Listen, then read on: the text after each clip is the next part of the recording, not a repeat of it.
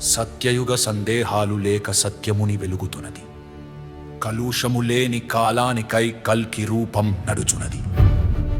మనుష్యలో దైవాంశం మేల్కొంటూ మార్గము చూపుతున్నది. శాంతి సింహాసనం మళ్లీ భూలోకమున వెలిగిపోతున్నది.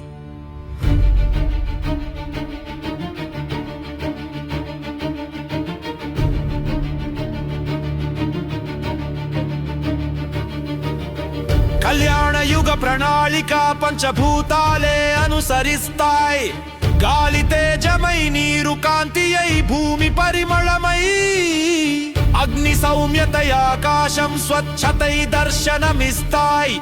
ఇది ప్రకృతి దేవతల పునఃగానం, జీవన వేద సందేశం.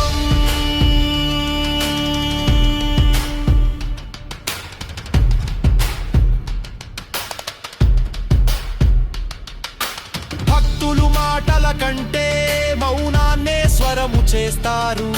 మతాలు ఒక్కటై హృదయాల భాష మాట్లాడతాయి. పూజలు చప్పట్లుగా కాక ధ్యానంగా మారతాయి. సత్యం ప్రేమతో జత కలిసిన పర్వదిన గడియలు. పసిడి బిందువుల వానలో పిల్లల నవ్వులు వినిపిస్తాయి. ఉద్ధఘోషలు మౌనమై వేద ఘోషలుగా మారుతాయి.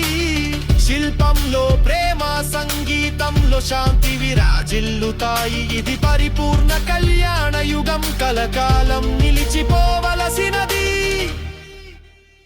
గీతాసారం పిల్లల భాషలో పలుకుతుంది. ప్రతి మనిషిలో ధర్మ పథమే ముందు వైపుగా ఉంటుంది. మేధో తేజస్సుతో ప్రపంచం శోభిల్లుతుంది. విద్వత భక్తి సమన్వయం జీవన గమనమవుతుంది. నదులు శ్రద్ధతో ప్రవహించుతాయి ఉల్లాసరాగముగా.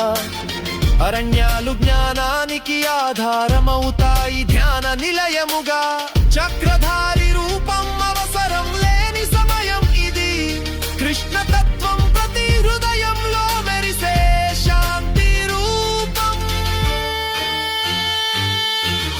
శ్రేయస్సు అనే పదం ఊహ కాదు, అనుభవం.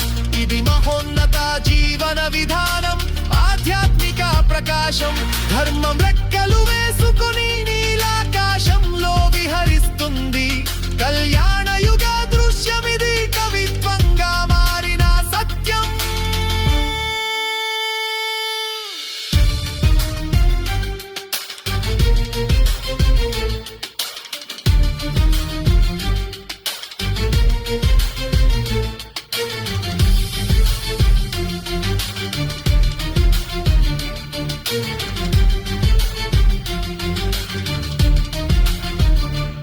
కల్కి మౌనంగా నిలుచుని భక్తులకు క్షేమాన్ని చూస్తాడు. అతని చూపు భూమి ముద్దుగానే మారుతుంది.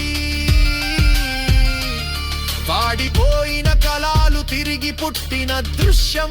ఈ గాథలో సుముఖుడిగా వెలసిన త్రికాలదర్శి. అగ్ని లేకుండా కరిగిన పాపాల గాథలు, ప్రేమతో చల్లబడిన సంఘర్షణ జ్ఞాపకాలు. శ్రద్ధతో నింపిన జీవితం, అదే పరమతత్వం. కళ్యాణ రాగాలు పాడే జీవశైలే శ్రేష్టత.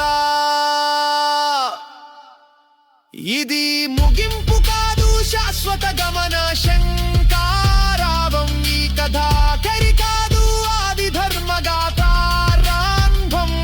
కృష్ణ కల్కి రూపం